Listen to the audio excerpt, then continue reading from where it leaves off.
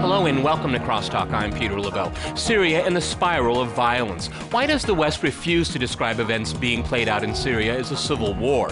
Why is there such resistance to finding a political settlement among the warring factions? And will outside intervention eventually tear Syria apart?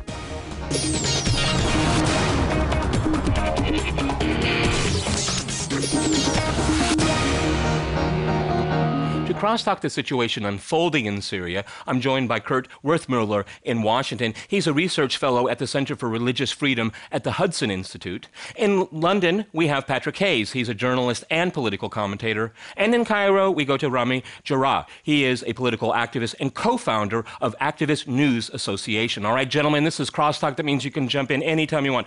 Patrick, I'd like to go to you first in London. There seems to be this amazing lack of recognition that really what's happening in Syria is a civil war, and I'm looking at Western capitals right now. But when I think about what's going on there and I see the pictures, there are two concepts, two words that come to my mind. One is militarization, and the other one is Lebanization. And of course, I'm referring to the civil war that played out in Lebanon for such a long time that was so horrific for that small country. I mean, it is a civil war, and we have such a good example, historical example. You don't have to look at Libya, look at Lebanon, and you have a reasonably good fit. I agree that I think it should be seen in that kind of way as a civil war. I also think, you know, it's a civil war with a slight difference, though, because it is very difficult to establish exactly who the opposition is in Syria and exactly how kind of coherent that is. And I do think that in terms of the struggle against Assad, that is one of the problems. You have quite a splintered, kind of chaotic situation in Syria, more so than you did in the Arab Spring last year in, say, Egypt or Tunisia. There's less of a sense of a coherent opposition. So I can understand why it's a bit hard to define it in very clear-cut terms. But at the same time, I think, you know, the West's refusal to see it in these kind of terms and to see it almost in a very polarized way, where you have Assad, who's effectively now, who was, you know, a couple of years ago seen as a reformer and was actually kind of welcomed, and you know, the West very much saw themselves as being able to work with him. Now have kind of really polarized the situation and see him as a kind of ogre-like figure, similar to the way in which Gaddafi was portrayed, who is effectively just trampling on the Syrian people. And I think that polarization won't benefit anyone, especially should it mean Western intervention into the situation. Okay, Kurt, if I can go to you. I mean, we had Assad come out saying he wants to have a referendum on the 27th of this, 26th of this month, and it was scoffed at very much by Western capitals. Again, I mean, why is there such resistance to at least try a negotiated settlement to this conflict? Because if there is no settlement, the deaths continue. People continue to die. And, you know, if you choose a side in a civil war, which effectively is what the West has already done, you still have more deaths. I mean, it's the worst of all possible worlds right now. I think it is unfair to draw a real clear parallel between Gaddafi, of course, and Bashar al-Assad, for one particular reason, and that is between Assad, there's also a fairly comprehensive regime. It's not quite the same personification of the state that Gaddafi was, of course. There is, of course, the significant cult of personality that's surrounded the Syrian regime long before Bashar al-Assad came to power, of course. And so when we're talking here about the Syrian government, we're not just talking about Bashar al-Assad, we're also talking about the entire Ba'athi regime that's backing him up with all of their supporters and a pretty significant state apparatus. And that's something that really needs to come into play here. We're not just talking about a single individual who pulls all of the strings of the state. Having said that, I think it's fairly clear that there is simply too much water under the bridge at this point. There have been too many deaths. There's been too much bloodshed and a tremendous amount of polarization between opposition figures, not necessarily in terms of just the leaders, but in terms of the people who have been coming out to protest, putting their lives on the line. and between them and this state that's been perpetrating these acts. Well, and, I mean, and Kurt, it is a bit of a mess. If I go to Rami yes. in Cairo, I mean, again, I'm very hesitant to make this a binary here. I mean, they're protesters, quote unquote protesters, and some of them are pretty heavily armed now, and they're killing a lot of people. I mean, there are even reports, because not much is coming out of Syria that we can rely upon, of beheadings. Okay, I mean, there's a radicalization on the protester side. I mean, these people are not, Solzhenitsyn with a Kalashnikov, okay? I mean, this is getting much more serious. That's why I started out the program by calling it a civil war. I mean, there's violence being committed by at least two sides, and I would say all sides. What do you think about that? I'll definitely answer to that, but if I could first go back to Patrick saying, with what he said, that there is one point to keep in mind. Syria is no exception from the Arab Spring, from any other country that's taking part in the Arab Spring. These are revolutions, and Syria is not an exception. The only thing that makes it an exception is the excessive use of violence by the Syrian regime, and the fact that the Syrian government has managed to continue killing its own people without anyone stepping in or able to protect these civilians. The Syrian people have tried themselves. The international community has also tried but failed to do anything in that case. In terms of Syria now facing a civil war, this is definitely over-exaggerated. This isn't almost as far as being claimed. But what we're seeing in Syria is the government basically placing this propaganda that there is a civil war coming in Syria, that it's already begun, and that there's sectarian strife. The only party that actually introduced sectarian strife at the very beginning of the Syrian revolution was the Syrian government. This was the only way that the government could get out of this situation that they were in, this mess that they were in, where people were going to the streets and simply calling for democracy and for regime change. The government had to cover that up. The only way they could cover that up is scare the minorities with claims that there was an attack. If I could interject here, I mean, if you can want to put it, it's water under a bridge, okay, fine. But now all sides are committing acts of violence, okay? You want to say who started it, okay, that's fine, okay? But any state in the world is going to strike back at people that have arms, okay? And I'm not justifying the regime in Syria, but what I'm saying is that all sides are using violence right now, and that's why I'll go back to I'll keep hammering away at my point of why shouldn't the international community be pushing for negotiations on the ground instead of having Saudi Arabia and Kuwait and all these other countries, Turkey, the United States, and who knows what Israel's role in all of this right now. I mean, shouldn't we be focused on the folks on the ground first before this spreads through the entire region? I'm sorry, but I wouldn't agree on the fact that there was violence being portrayed from both sides. That's not the case. We have one side that's attacking its own people in peaceful demonstrations, and another side which is formed of defected soldiers and maybe some recruited civilians who wish to protect these civilians. These are defected soldiers. They don't have artillery, or they have weapons, AK-47s at the max, maybe an RPG, but not tanks, not gunships, well, okay, not helicopters. If I go to Patrick in London, that may change. That may change. Patrick, go ahead. Well, I'd just like to say I don't actually see what the problem is with the Syrian people taking up arms against Assad. I do agree with Rami that, in some ways you can see this as a continuation of the Arab Spring. I think there's a slight difference in terms of the coherence of the opposition, but when Assad is cracking down on particular areas in a very kind of brutal way, it is difficult for people to cohere and debate and, for example, go to a kind of Tahrir Square-like situation that you saw in Egypt. But I mean, sometimes in these situations, as we saw in Libya, people do need to take up arms against the state and to overthrow it. I would defend that. I don't think this necessarily can be resolved peacefully, and attempts to negotiate could also put it on ice and could put that struggle for freedom and democracy in Syria, which is going on, on hold.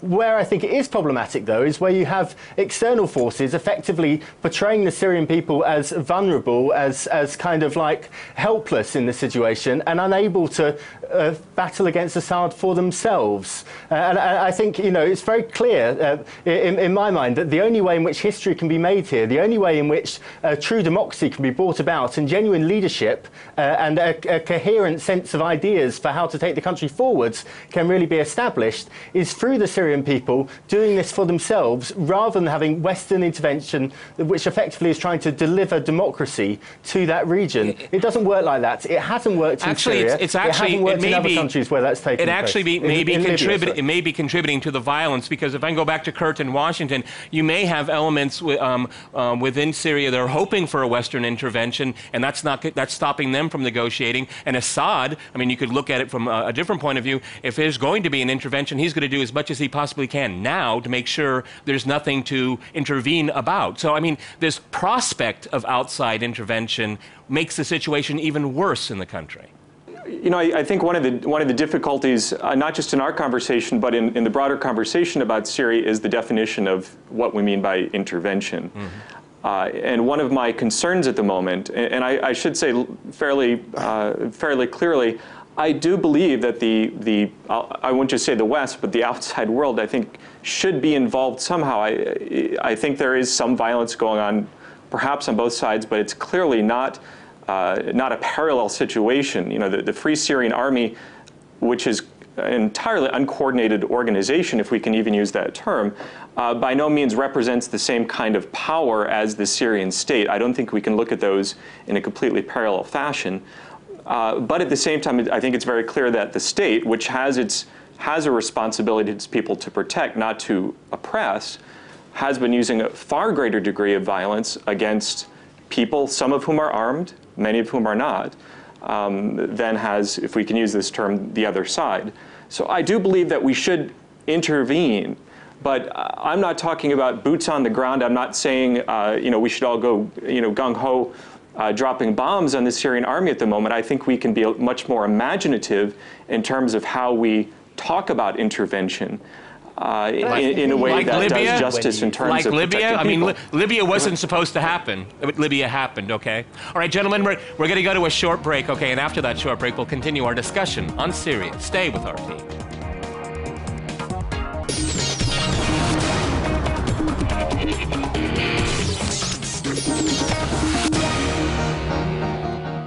Okay, I'd like to go back to Rami in Cairo. I started out the program saying how disappointed I am, but expected that the Western powers wouldn't like to call what's going on in Syria a civil war, because it has very important political and geopolitical implications. But let's talk about another thing that Western media and politicians don't like to talk about, and it's the sectarian strife there. I mean, this is about sectarian. You said in the first part of the program about defectors. Most of them, at least I've been told, are Sunni. What does that tell you? Well, that's not actually the case, but the majority of the country is Sunnis, so you would see a majority of defectors being Sunnis. We've seen Alawites, we've seen Christian defectors. That's actually not the case. But what you have in Syria now is the government basically portraying that there's sectarian violence, and that's sort of provoking both sides. What you're seeing is in the army, I have to be detailed about this, in the army, with mobile phones, only the Alawites are allowed to carry those mobile phones, and only they are allowed to film themselves basically undertaking atrocities against civilians. We've seen these videos of soldiers beating civilians, and they're mainly Alawites. It's not because only the Alawites are taking part in this crackdown. Actually, every element of the country that are taking part in the security, with the security forces, are taking part, all the different sectors. But this basically points to the viewers that Alawites are doing this. And then when you're in an area like Homs in Bab Amr, and you've been under siege for 12 or so days, and without bread, water, electricity, or any source of communication, then that does tend to frustrate people. Now, I'm not saying that that means that what you're going to see is sectarian violence. Again, the government is over-exaggerating the sectarian violence. What we're seeing is in the army, because people are not able to defect, they reach a point where they refuse to open fire at civilians, and they will be executed by the regime. These people, these same soldiers that are executed, are then lifted in funeral processions by the regime, claiming that terrorist elements, Sunni terrorist elements, killed them. If they were Alawites, that would probably be the scenario, and that would cause a conflict. The longer the Syrian regime is in power, but if you're going to do it by mathematics, then most of the victims are Sunni, because the regime is not. Okay, at least the leadership is. Patrick, if I can go to you, the sectarian difference is something that is downplayed a lot in Western media, and that helps downplay the role that Saudi Arabia and Kuwait and other countries, great democracies, by the way, in the Middle East during the Arab Spring, the role that they're playing there. And again, again, it seems to me it's a domino thing. It's all about Iran. It has nothing to do about democracy. It has nothing to do about civil liberties. It has nothing to do about human rights. It has nothing to do with the Syrian people. It's just it's leverage to get out, to go after Hezbollah, to go after Iran. And that's why, we have al-Qaeda and the United States on the same side in Syria. Amazing geopolitics. I think just on the sectarianism aspects, I think that tends to get played up in the absence of politics. I don't think there's any fundamental political divides between a lot of these different kind of sectarian groups. I think ultimately it does speak to a certain lack of coherence and a certain lack of shared ideas or a sense of really what they're trying to come together and achieve. So I mean, I think sectarianism can be overplayed a lot. I think interestingly, there's a lot of scaremongering at the moment about the al-qaeda elements in Syria and the Free Syrian Army. I would agree. Both from Assad and also kind of from the West as well. I mean, they're getting nervous about it as well. So, but I think actually that does tend to be scaremongering. These things can be overplayed. Okay, Patrick, so let me stay with you. Let me stay with you. I mean, yeah. If you're saying it's scaremongering, this is internationalizing it, okay? And this, again, is what we heard, Assad must go. Because when the United States says, when Britain says, when France says, somebody has to go, they have to go, don't they? And internationalizing it, bringing in the al-Qaeda element, helps make that happen. Well, yes, of course. I think that's true, and I think we saw with the UN Security Council, China and Russia vetoed the resolution, and now it seems like it's going to go to the General Assembly again. It seems like they're going to try and have other condemnations of Assad. Britain and France are talking about working together to find ways of helping the Free Syrian Army. They're just trying to boycott the process because it didn't work for them. It's the same that you see with a lot of kind of global elites when they don't get their own way, they just try and find alternative ways to meddle. This has been happening for quite a long time in Syria. You must remember the Arab League, which is not hardly made up of great kind of democratic countries themselves. I mean, you have Bahrain, which at the moment is cracking down on hospitals for injured protesters. Is just completely ignored by the West. I mean, I feel very sorry for the Bahraini people because they have suffered some hideous crackdowns over the past year, and that is just ignored because it's not in their interest to bring that to the fore.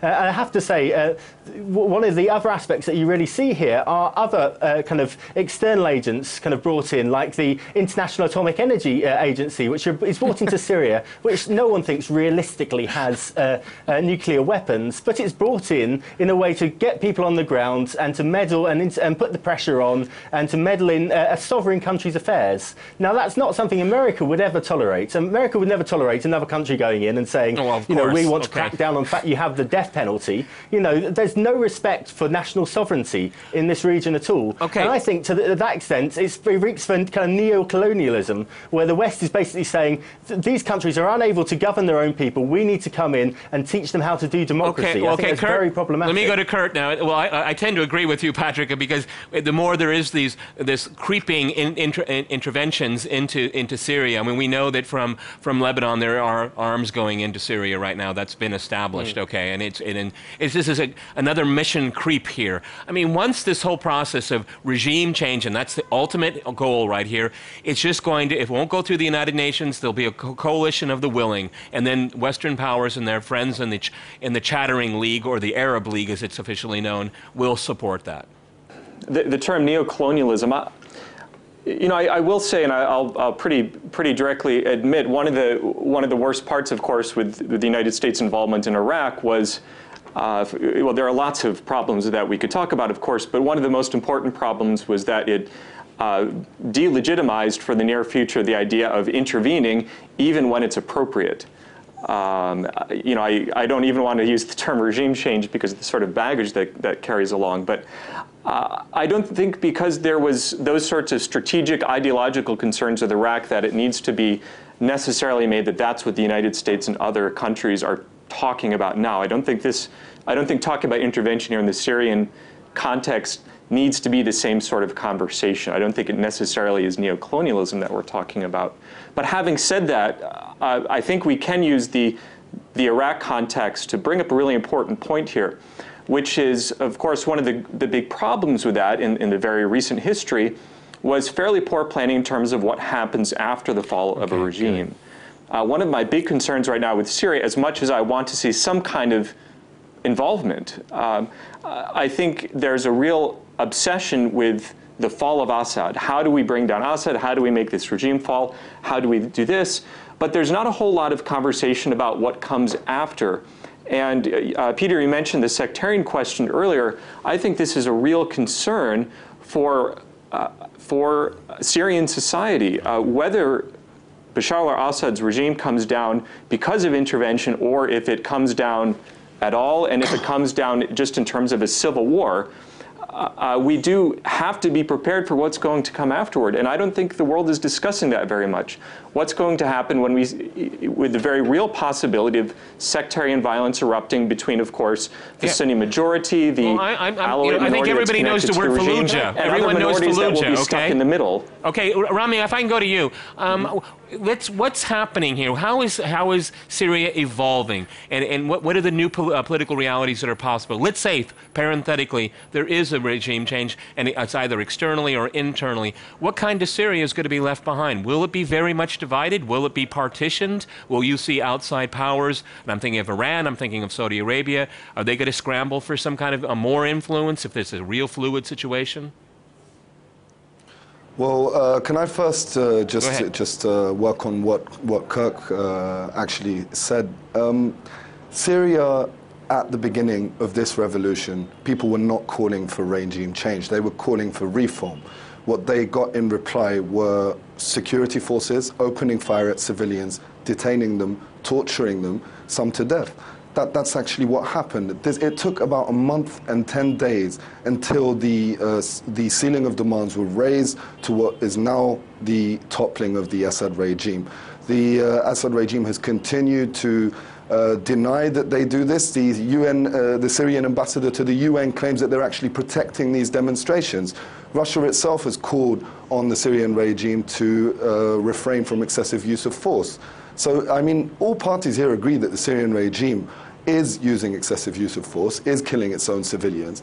I don't understand why we're talking about what an intervention would then affect on Syria, what that would have, what after effect that would have. If the situation continues the way it's going on now, it's going to become much worse, and then the likely possibility of an intervention at that stage would be a catastrophe. But what we're asking for now is some solution for some sort of protection for these civilians. We've seen a failure of that from the international community.